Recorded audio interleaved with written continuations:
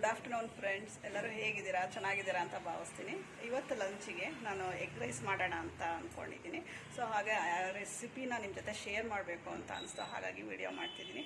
ಹಾಗಿದ್ರೆ ಬನ್ನಿ ಈಸಿಯಾಗಿ ಎಗ್ ರೈಸ್ ಹೇಗೆ ಮಾಡೋದು ಅಂತ ನೋಡೋಣ. ನೋಡಿ, ಇಲ್ಲಿ ಇದಕ್ಕೆ ಬೇಕಾಗಿರೋ ಇಂಗ್ರೀಡಿಯೆಂಟ್ಸ್ ಎಲ್ಲ ಇದೆ.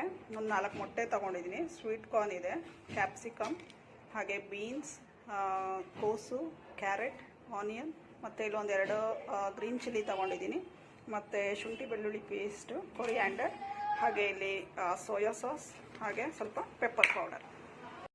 ನೋಡಿ, ಈ ರೀತಿ ಹಸಿ ವಾಸನೆ ಎಲ್ಲ ಹೋಗೋ ತನಕ ಸ್ಕ್ರಬಲ್ ಮಾಡಿ ಕ್ಲೀನಾಗಿ ಎಗ್ನ ಒಂದು ಸೈಡಲ್ಲಿ ಎತ್ತಿಟ್ಕೋಬೇಕು. ಈಗ ಇನ್ನೊಂದು ಪ್ಯಾನಿಗೆ ಒಂದು 2 ಟೇಬಲ್ ಸ್ಪೂನ್ ಆಯಿಲ್ ಹಾಕೋತಾ ಇದ್ದೀನಿ.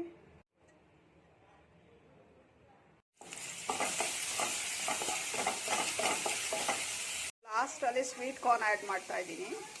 ಎಲ್ಲ ವೆಜ್ಜೀಸ್ ಒಂದು 50% ಕುಕ್ ಆದರೆ ಸಾಕು, ಯಾಕಂದರೆ ಅದು ಕ್ರಂಚಿನೆಸ್ ಇದ್ರೆ ತಿನ್ಬೇಕಾದ್ರೆ ತುಂಬ ಚೆನ್ನಾಗಿರುತ್ತೆ. ಸಾಲ್ಟ್ ಆ್ಯಡ್ ಮಾಡ್ತಾ ಇದ್ದೀನಿ.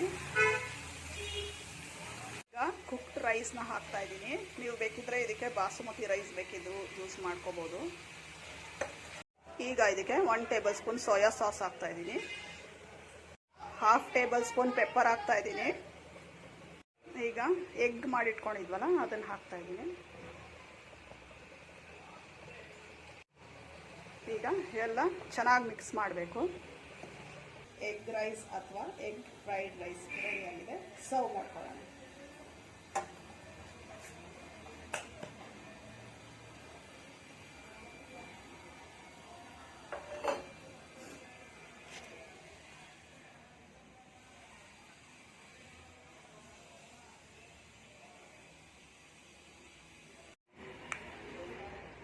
ಕೆಚಪ್ ಹಾಕ್ತಾ ಇದ್ದೀನಿ ಸ್ವಲ್ಪ.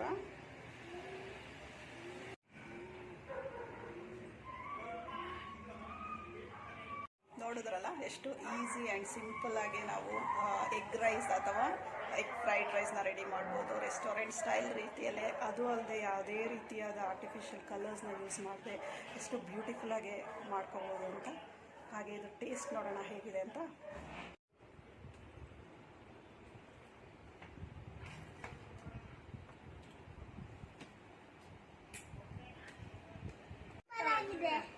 ಚೆನ್ನಾಗಿದೆಯಾ? ಟೇಸ್ಟಿ?